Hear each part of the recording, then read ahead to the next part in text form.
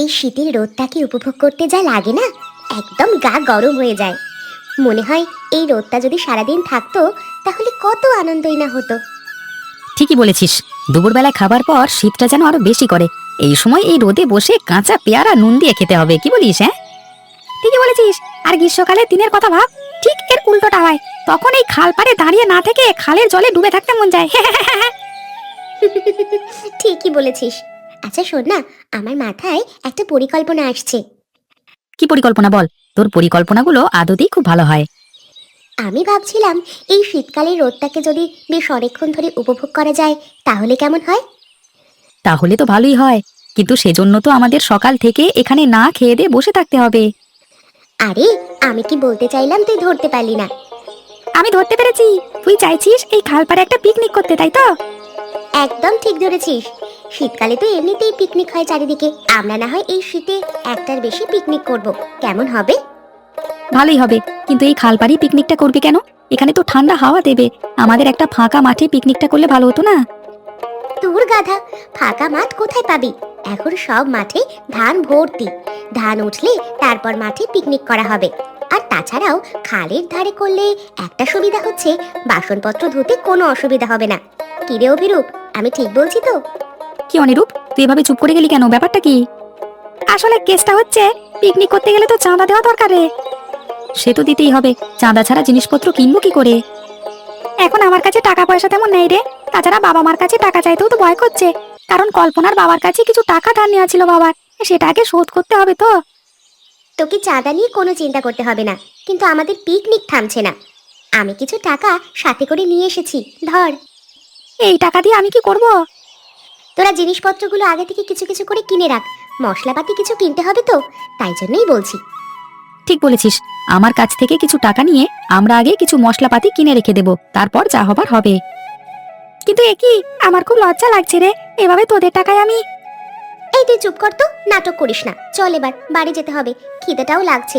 কাল থেকে সাথে করে দুটো মুড়ি নিয়ে চলে আসবো, কি বলিস? হ্যাঁ হ্যাঁ, চল, আমাকে যেতে হবে, ওদিকে একটু কাজ আছে ঘরের। তাহলে আবার দেখা হচ্ছে, কেমন? ও ওরে বাবা, শীতের সকালটায় রোদে চুপচাপ বসে থাকতে হেভি লাগে। গিন্নি, কোথায় গেলে? আমাকে আর কাপ চা করে দাও দেখি, রোদটাকে ভালো মতো উপভোগ করি।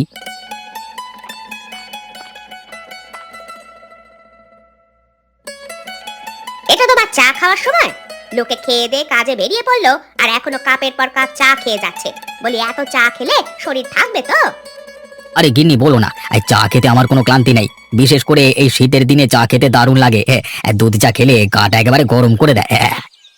বলি, ঘন ঘন চা খেয়ে গা গরম না করে যাও না, জমিতে গিয়ে কারো সঙ্গে একটু খাটাখাটনি করো না, তাহলে তো গাটা তাড়াতাড়ি গরম হবে। তুমি কি বলছো গিন্নি? আমি গ্রামের মোড়ল হয়ে জমিতে চাষাবাদ করতে যাবো? এবে হয় না। কেন, জমিতে চাষাবাদ করলে জাত চলে যাবে নাকি? না না, সেটা বলিনি, কিন্তু গ্রামের মোড়ল জমিতে কাজ করছে, এটা দেখতে একটা কেমন মানে দৃষ্টিকটু লাগে না? এই বসে বসে সারাক্ষণ চা খাচ্ছ আর জ্ঞান দিচ্ছ, এটা দেখতে আরো দৃষ্টিকটু লাগে। কিন্তু আমি কি চাষিদের মতো অত চাষাবাদ করতে পারবো গিন্নি? সেটাই বলো, তোমার মুরদ নেই, খাটাখাটনি করবার গতর আছে নাকি? সারাদিন শুধু খাচ্ছ আর বসে আছো, ব্যাস, আর তো তোমার কোনো কাজ নেই। তুমি আমাকে এ কথা বলতে পারলে গিন্নি? আমি গ্রামের উন্নতির জন্য কত কি কাজ করেছি, আর আমাকে শেষকালে নিজের গিন্নির মুখে এ কথা শুনতে হলো যে আমি কোনো কাজ করি না। দেখো, তুমি সব সময় ন্যাকামো করবে না। আমি তোমাকে কোনোদিন এই কথা বলতে চাইনি। তুমি জমিতে খাটাখাটনি করতে পারো না বলেই তো আমি তোমাকে কথাটা বললাম। আত্মা মাঝি সাটাকলি, ঠিক আছে, আমিও এত বড় অপমান সহ্য করব না। আমিও এই মুহূর্তে জমিতে গিয়ে ওই দেবেশ আর দিনেশের সাথে কাজকর্ম করব। আমি এক্ষুনি বেরোবো, এক্ষুনি বেরোবো। হ্যাঁ, একদিন কাজ করে দেখো, দেখবে গা গরম থাকবে। তারপর দ্বিতীয় দিন তুমি নিজে থেকেই কাজে যেতে চাইবে, আমার বলার প্রয়োজন হবে না। তুমি এত সব কি করে জানলে গিন্নি? আমি যে চাষির ঘরের মেয়ে ছিলাম, তুমি কি মাঝে মাঝে সেটা ভুলে যাও? এখন আমার মাথা গরম করিও না, তাহলে দেখবে রান্না বান্না কিচ্ছু করতে পারবো না। আরে কি গো, তুমি একটু দাঁড়াও। ধ্যার তেরিকা, আরে দিলে তো তুমি পেছু ডেকে। কি ব্যাপার বলো তো, আমি তো একটা কাজে বেরোচ্ছি নাকি? হ্যাঁ, বেরোবে তো বটে, কিন্তু ঘরে যে কিছু সবজিপত্র আনতে হবে, মশলাপাতিও সব শেষের দিকে, সে খেয়াল কি আছে? সেটা তো কালকে রাতেই তুমি বলে রাখতে পারতে। আমি তাহলে আজকে ভোরবেলায় গিয়ে সমস্ত কিছু এনে দিয়ে তারপর জমিতে বেরোতাম। জমিতে তো এখন তেমন কোনো কাজ নেই। এখনই তো বেশি কাজ কিনি, এরপর ধান উঠবে। পাকা ধানগুলোকে ভালোভাবে পাহারায় রাখতে হবে, যাতে ছাগল বা গরুতে না খেয়ে নেয়। আর তাছাড়াও চারিপাশে শত্রুর তো অভাব নেই। ঠিকই বলেছো। এবার ধানগুলো উঠলে তারপর কিন্তু অভিরূপ বাবুর পাওনা টাকাটা শোধ করে দিও, কেমন? হ্যাঁ হ্যাঁ গিন্নি, সে কথা আমার মনে আছে, সেই জন্যই তো আমি আরো মনোযোগ সহকারে কাজ করছি। যাই হোক, তোমার আর কিছু বলবার আছে? তাহলে আমি এলাম। ঠিক আছে, তবে এসো।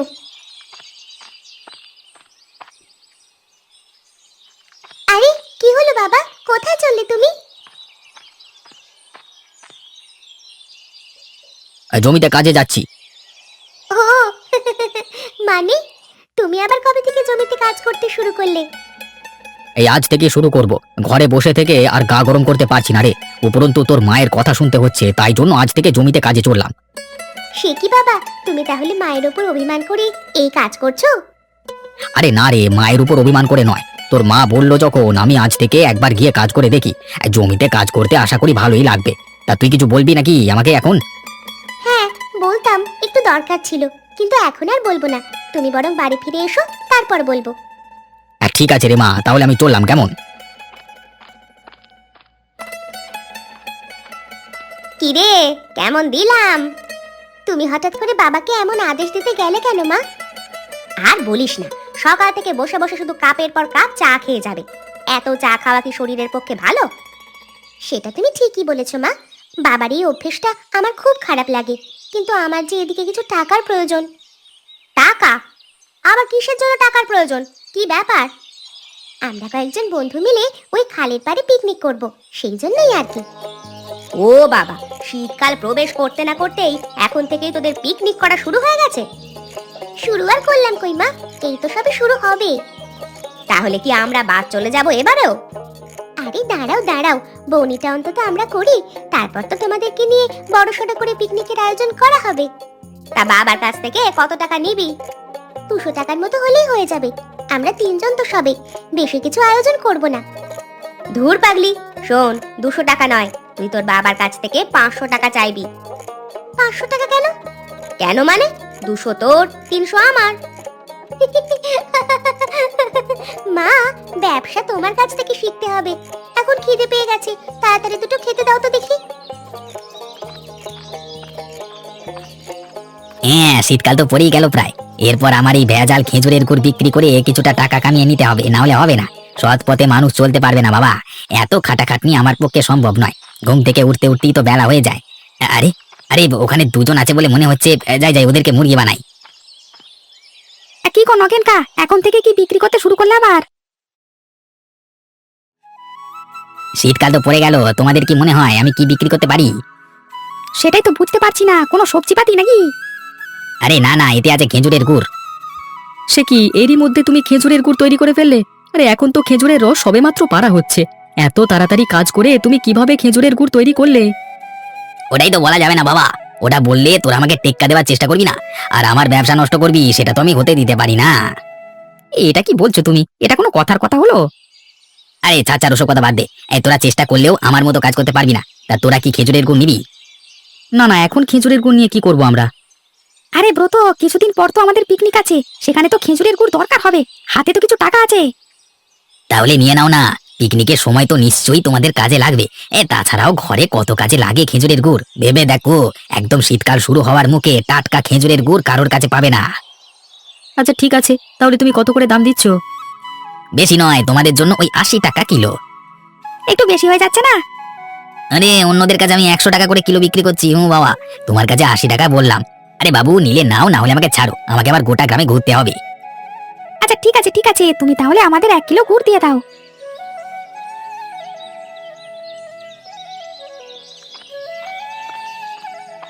এই তো, মালগুলোকে মুরগি বানিয়ে টাকা আদায় করে নিয়েছি। ব্যাস, এরপর গোটা গ্রামে বাকি গুড় বিক্রি করে ধীরে ধীরে বড়লোক হওয়ার পথে পা বাড়াতে হবে। কি দেবেশ দা, এবারে জমিতে তো ফসল মনে হচ্ছে খুব ভালো হয়েছে গো। তাহলে অনেক বছর পর আমাদের ভালো মুনাফার পথ দেখতে পাবো, বলো আমরা? হ্যাঁ রে দিনেশ, এবারে যদি আমরা ধানের ভালো দাম পাই, তাহলে দেখবি এবছর থেকে আমাদের ভাগ্য ঘুরে যাবে। ঠিকই বলেছো দাদা, প্রত্যেক বছর তো শেষ মুহূর্তে বন্যা হলে না হলে নিম্নচাপ এসে আমাদের ফসলের অনেক ক্ষতি করে দেয়। এবারে আমাদের ভাগ্য অনেক ভালো গো। তাহলে আর বলছি কি, আমি আগের বছর বাবুর কাছ থেকে কিছু টাকা ধার নিয়েছিলাম, তার অর্ধেক টাকা শোধ করবার পর আর পারিনি। অন্য কেউ হলে এতক্ষণ আমাদের গ্রাম ছাড়া করে দিত, কিন্তু অবিরূপ বাবু বলেই আমাদের এখনো ছাড় দিয়ে রেখেছেন। আমার নাম শুনলাম বলে মনে হলো, তো কি ব্যাপার, কি হয়েছে? আরে বাবু, আপনি এখানে কি করছেন? দেবেশ বলছিল আপনি ওর কাছ থেকে কিছু টাকা পান, সেই কথাই আর কি। ও আচ্ছা, তাই বল। আরে আগের বছর এইভাবে বন্যা হওয়ার কারণে তো যাই হোক, তোমাদের কাজ কেমন চলছে? কাজ তো ভালোই চলছে বাবু, কিন্তু আপনি হঠাৎ করে এখানে এলেন কি জন্য? হাঁটতে বেরিয়েছিলেন নাকি? রোদটা কিন্তু খুব সুন্দর লাগছে। আরে না না, হাঁটতে বের হইনি। তোমাদের কাছে কিছু কাজ হবে, আমি তোমাদের সাথে কাজ করতে এলাম। তার মানে আপনি হঠাৎ আমাদের সাথে কাজ করতে যাবেন কেন? আরে গিন্নির আদেশ, আমাকে ঘরে কথা শুনিয়ে শুনিয়ে কাজ করতে পাঠালো, বললো গা গরম হবে। তা তোমাদের কাছে কিছু কাজ থাকলে দাও না, আমাকে দাও না। কিছু নেবো না গো, ফিরিতি করে দেবো। আপনি আমাদের জমিতে পা রাখবেন, এটাই আমাদের সৌভাগ্য বাবু, আপনি আসুন। না না, পা রাখা নয়, আমি সত্যি করি তোমাদের সাথে কাজ করব। কিছু কাজ দাও, আমি করি বরং। গিন্নিমা আছেন নাকি? আসুন আসুন, খেজুরের গুড় নিয়ে যান। একদম কম দামে খেজুরের গুড়, একবার পুড়িয়ে গেলে আর পাবেন না। কি ব্যাপার নগেন, শীত পড়তে না পড়তেই তুই খেজুরের গুড় নিয়ে হাজির? আগে হ্যাঁ গিন্নিমা, আপনাদের জন্য স্পেশাল খেজুরের গুড় নিয়ে এলাম আমি। একদম কম দামে পেয়ে যাবেন। তা কত করে বিক্রি করছো? খেয়ে আবার পেট খারাপ করবে না তো? তোমার তো ভেজাল জিনিস বিক্রি করবার জন্য দুর্নাম আছে। না না গিন্নিমা, ও নিয়ে আপনি কোনো চিন্তা করবেন না, আমি ভেজাল জিনিস বিক্রি করা ছেড়ে দিয়েছি। সত্যি বলছো তো কাকা, নাকি আবার আমাদেরকে মিথ্যে বলে মাথা ঘোরানোর চেষ্টা করছো? আরে মামুনি, তুমি আমার কথা 100% বিশ্বাস করো, আমি মিথ্যে বলছি না। এখন বলো তো মামুনি, তোমাকে কত কেজি গুড় দেবো? নিতে পারি, তবে এখন টাকা পয়সা দেব না, আগে খেয়ে দেখবো, তারপর টাকা পয়সা। সেটা কি করে হয় মামুনি? আমার তো এই গুড় তৈরি করতে কিছুটা খরচ আছে, তা সেই খরচ তো ভরপাই করতে হবে, তাই না? ঠিক আছে নগেন, তুমি আমাকে তাহলে 1 কেজি দিয়ে দাও, আমি তোমাকে টাকা দিয়ে দিচ্ছি।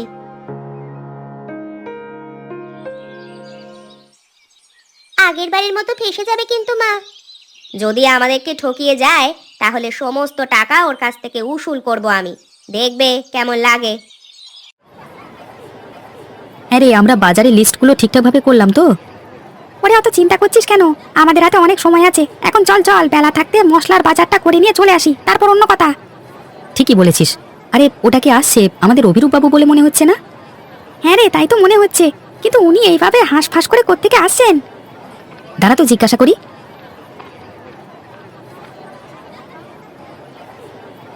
আরে চেলা চামুন্ডার দল, তোমরা চললে কোথায়? আর তোমাদের সেই রানীমা কোথায় গেল? রানীমা তো ঘরে আছে, আমরা যাচ্ছি পিকনিকের বাজার করতে।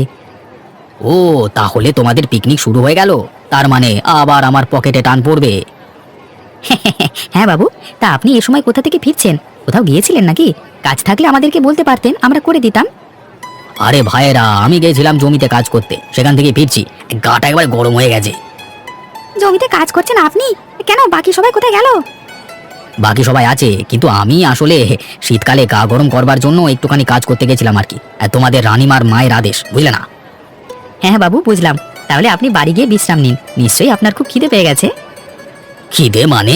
এরকম খিদে আমার আগে কোনোদিন পাইনি। উফ, খুব খিদে পেয়ে গেছে ও।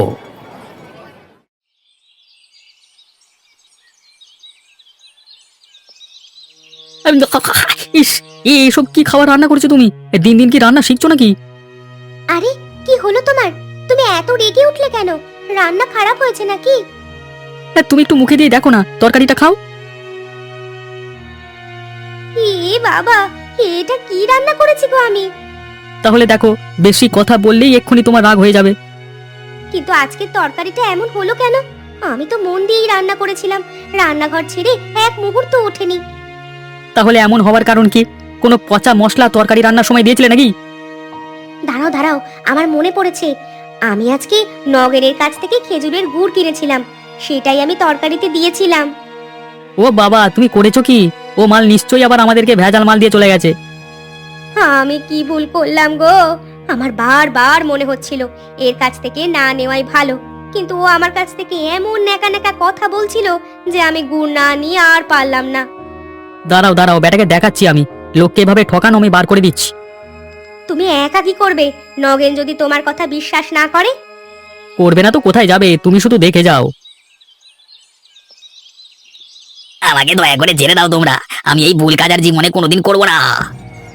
নগেন কাকা, তুমি প্রত্যেক বছরই একই কথা বলো, তারপর আবার বছর ফুরিয়ে গেলে সব কথা তুমি ভুলে যাও। ওরে পিসিমণির দিব্যি করে বলছি, আর কোনোদিন করবো না।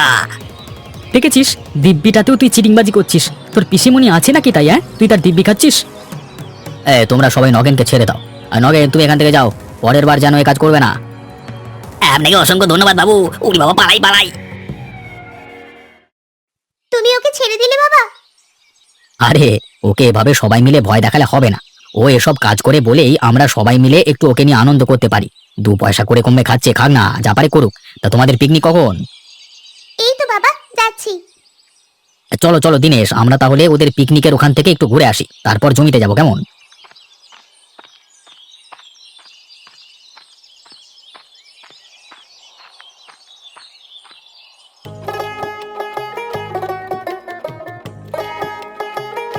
কিরে, তোরা তো দেখছি সব আয়োজন করে একেবারে প্রস্তুত হয়ে গেছিস। হ্যাঁ রে, আমরা আগে থেকে সব করে রাখলাম। এরপর তুই রান্নাটা করবি, গরম গরম ভাত আর মাংসের ঝোল। আহারে, আমাদেরকেই পিকনিকে নিলে না তোমরা। আমরা না হয় কাজ থেকে ফিরে মাংস ভাতটা খেতাম, চাঁদা দিতাম অবশ্য। বাবু, আপনাদেরকে নিয়েও করবো একদিন, কোনো চিন্তা করবেন না। আচ্ছা কল্পনা, একটা কথা বলতো। আমি ভাবছি যে শেষ পাতে একটা চাটনির ব্যবস্থা করা যাক। কালকে নগেন কাকার কাছ থেকে গুড় কিনে রেখেছিলাম। কি, তোরাও তাহলে ঠকে গেছিস? তার মানে নগেন কাকা? ওরে, তাহলে আর বলছি কি, আমাদের তাহলে এত দেরি হলো কি জন্য? ওই নগেন কাকা তার ভেজাল গুড় আবার সবাইকে বিক্রি করেছে, সেই নিয়ে তোকে আটক করেছিলাম আমরা। ওই গুড় যদি তরকারিতে দিয়ে দাও, তাহলে তোমাদের পিকনিক জলে গেল, আর কোনো উপায় নেই। দেখলি তো, আমি বলেছিলাম তোকে।